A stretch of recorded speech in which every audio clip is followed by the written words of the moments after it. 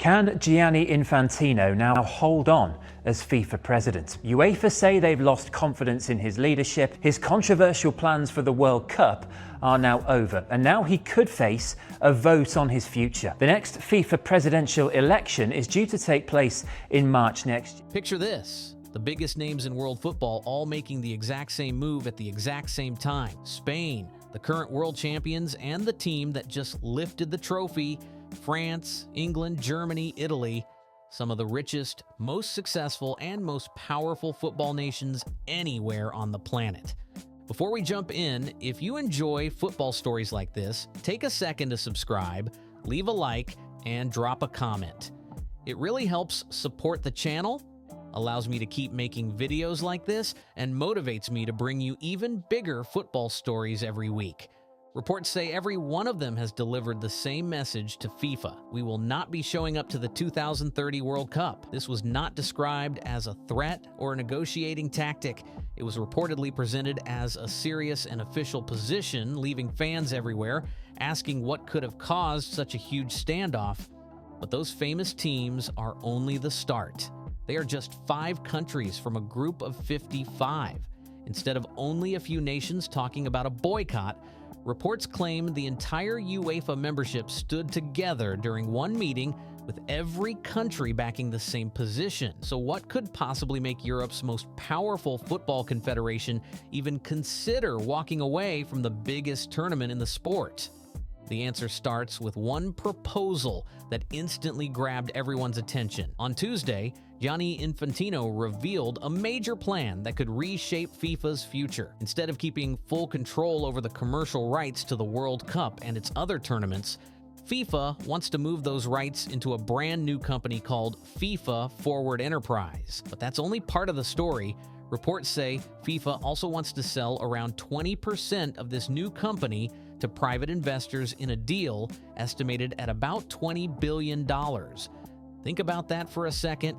A piece of the World Cup's commercial business could end up owned by private equity investors, and that idea has already sparked plenty of debate. The investment group expected to lead the deal is linked to Joshua Kushner, the founder of Thrive Capital. If that name sounds familiar, there's a reason. Joshua Kushner is the brother of Jared Kushner, who is the son-in-law of the President of the United States. That family connection has become one of the biggest talking points surrounding the proposal. And Infantino was set to run unopposed, but 43 of FIFA's 211 member nations could trigger an extraordinary Congress, where a vote of no confidence on his presidency could take place. UEFA, CONCACAF and the AFC have all spoken out about Infantino's proposals, but now they need a credible contender to come forward to replace him. Those plans to sell off a stake in the World Cup are now over. The question now is whether Infantino's time is up to. Even though it does not by itself explain how any future decisions would be made. Many critics see the situation like this. The biggest sporting event in the world, built over generations by players, supporters, and football associations across every continent, could have part of its commercial rights connected to a private investment fund with links to the White House. That possibility has raised serious questions and fueled intense discussion across the football world. FIFA, however, tells a very different story. Gianni Infantino described the proposal as a huge opportunity for the future of football, rather than giving away part of the sport's biggest asset. According to FIFA, if all 211 member associations approve the plan, the new investment would be put back into developing the game around the world. FIFA says every member association could receive more than $80 million over the next 10 years, while smaller football nations could see a major increase in development funding. On paper, it sounded like a huge opportunity. FIFA argued that every association could benefit from a massive financial boost if the proposal moved ahead. But there was one detail that quickly caught everyone's attention. Member associations were reportedly given until September 19th to make their decision.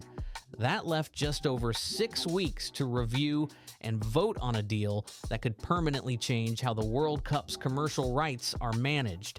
For many people involved, that timeline felt surprisingly short for such a major decision, Reports also say the football confederations were not consulted before the proposal was announced, and that is where the biggest wave of criticism began. For many football leaders, the debate was never just about the money or the investors, it was also about the process. Instead of helping shape the proposal from the beginning, they reportedly felt they were being asked to approve a plan that was already finished, with very little time to question the details or suggest changes. UEFA was the first to respond, and it moved fast. On Thursday, European football's governing body held an emergency virtual meeting with all 55 member associations. According to reports, more than 50 representatives spoke during the meeting. By the end, reports say the decision was unanimous. They agreed to support a boycott of the 2030 World Cup and other FIFA competitions for as long as the proposal remained active. They also called on FIFA to withdraw the plan and provide a binding commitment that its competitions would not be opened to private ownership in the future. UEFA summed up its position with one powerful statement: the World Cup cannot be treated as an investment product. That single sentence sits right at the center of this entire debate. Supporters of the proposal believe the tournament's commercial rights are valuable assets that can attract major outside investment. Opponents see it very differently, arguing that the World Cup stands for much more than business and should never be viewed as something that can be partially owned by private investors.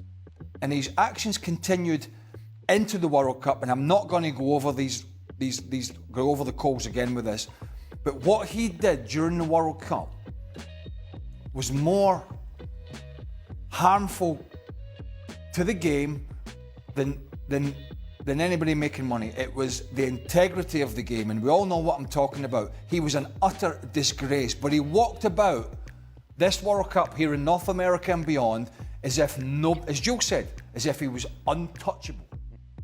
That clash in thinking is what keeps this dispute growing.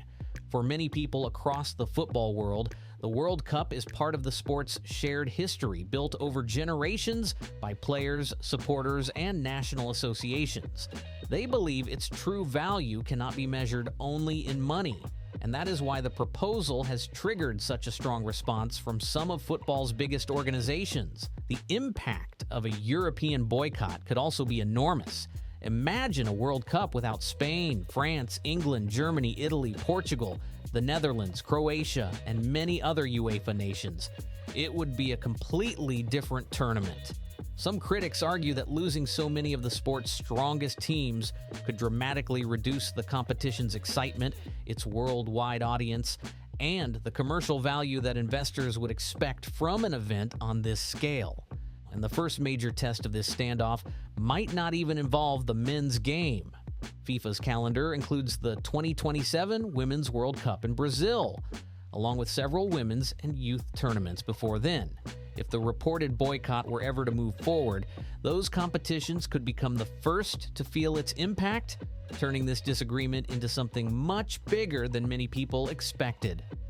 That possibility has attracted even more attention because the players competing in those tournaments had no reported role in the disagreement over FIFA's proposal. Critics argue that this could leave women's football caught in the middle of a much bigger battle over how the sport is managed. They say competitions designed to grow the game should not become part of a wider dispute over commercial rights and decision-making. The reaction also spread far beyond Europe. Reports say CONCACAF, which represents North America, Central America, and the Caribbean with 41 member associations, held its own emergency meeting soon after FIFA announced the proposal. According to those reports, the Confederation, which includes World Cup co-hosts the United States, Canada, and Mexico, rejected the plan, showing that concerns were not limited to UEFA alone. Even without announcing a boycott, CONCACAF's response was still strong. Infantino has to go, and you need a new president.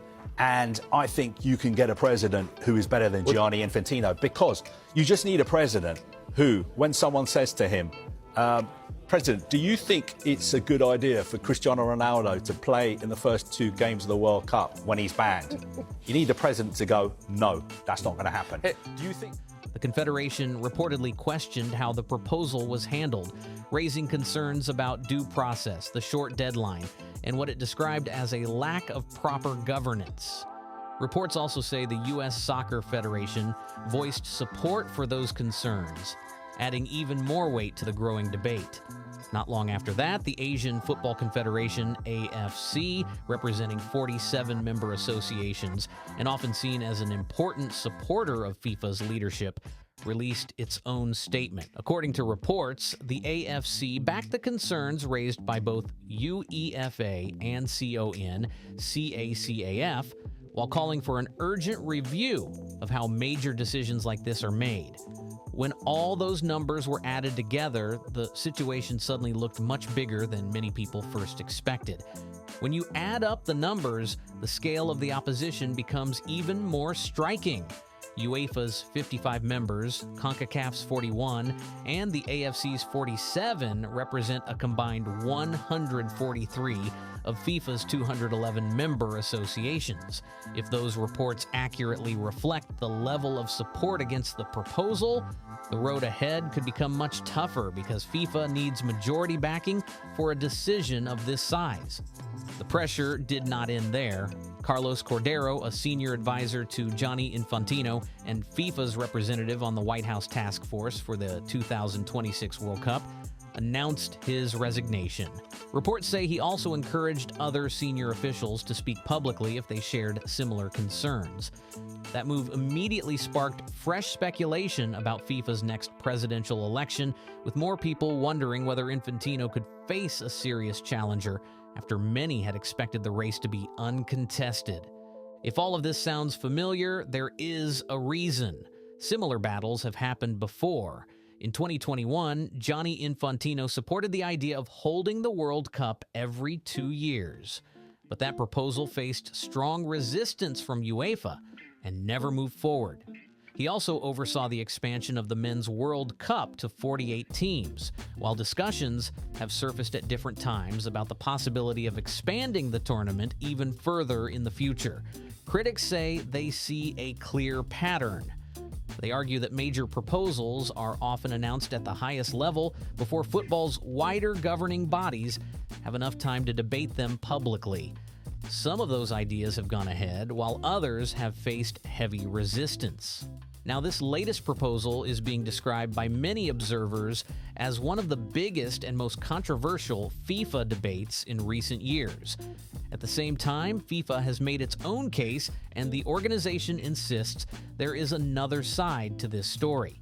According to FIFA, the extra investment is not meant to benefit the organization alone.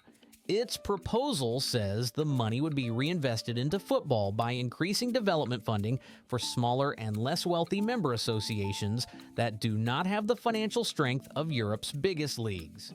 Florent Balogun should play when he's banned? No. Do you think tickets for the World Cup final should be $1 million? No, not on my watch. Do you think Donald Trump should get a FIFA Peace Prize? No, that's not happening. Do you think the World Cup should be 64 teams? No. Do you think the World Cup should be held on 3 continents? No. So do you think It's simple. Gianni Infantino has described the plan as a proposal for members to review and vote on, not as a decision being forced onto anyone. FIFA has also pushed back against some of the criticism, arguing that nobody is selling football itself. From its point of view, the proposal is about bringing outside investment into commercial rights. Not giving away ownership of the sport, there is another angle that cannot be ignored. Private investment has become a huge part of modern sport, helping fund clubs, leagues, and competitions across the world. In many cases, that money has helped create new opportunities and support long-term growth. Some observers also point out that Europe's biggest football associations have their own financial interests, making this debate far more complex than it may seem at first glance. That is why this discussion has become so intense. There are real questions about how football should pay for its future and how more of the game's revenue can reach smaller associations that need it most. No matter what happens with this proposal, those debates are unlikely to disappear anytime soon, and the conversation is far from over. For many critics, the biggest concern is not outside investment by itself. Instead, they say the real issue is the timing and the way the proposal was introduced. They argue that FIFA put forward a deal reportedly valued at around $20 billion, despite announcing record financial results in recent years, while giving member associations only a short period to study and respond to such a major decision. Critics also question reports that the football confederations were not consulted before the announcement. In their view, the controversy is just as much about the process as it is about the proposal itself. That brings everything back to one simple but powerful question. Who should have the final say over the future of the World Cup? For many people, the answer reaches far beyond FIFA's leadership. They see the World Cup as something built over generations by supporters, players, coaches, volunteers, and national associations. At a global event like this, you've said how inclusive it is, how welcoming it is as well. Are you embarrassed, therefore, by what actually has come to pass? And do you have to accept that you've lost some control of your own tournament here?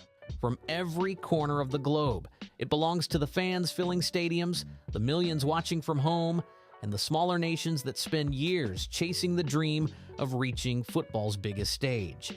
It also belongs to the players who dedicate their careers for the chance to represent their countries on the world's biggest stage. That is why this debate has become much bigger than a single proposal.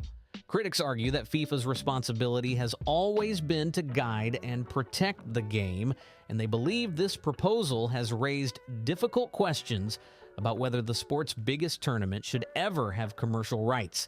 Connected to private investment in this way, supporters of the proposal believe fresh investment could help secure football's future and create more opportunities for the game to grow. Opponents, however, believe some parts of football should never become part of that kind of commercial discussion. No matter which side people support, one thing is clear. This proposal has already sparked one of the biggest debates the football world has seen in years. Reports suggest Gianni Infantino expected strong backing from FIFA's member associations. Instead, reports say opposition quickly spread across several confederations. Senior football figures openly questioned the process, and reports also claimed that some people inside FIFA distanced themselves from the proposal. Whether the plan is withdrawn, changed, or approved, the next few weeks could play a huge role in shaping the future of world football. Now, we want to hear from you. Do you think FIFA is simply trying to bring in more funding to help football grow? Or do you believe this proposal goes too far? Bad decision.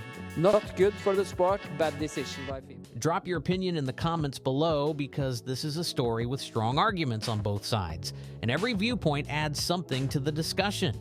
If you enjoyed this video, don't forget to like, subscribe, and share it with other football fans. Also, turn on notifications so you never miss the biggest stories, shocking developments, and behind-the-scenes drama from the football world.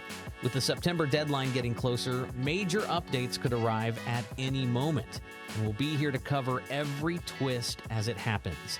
Thanks so much for watching, stay safe, and we'll see you in the next one.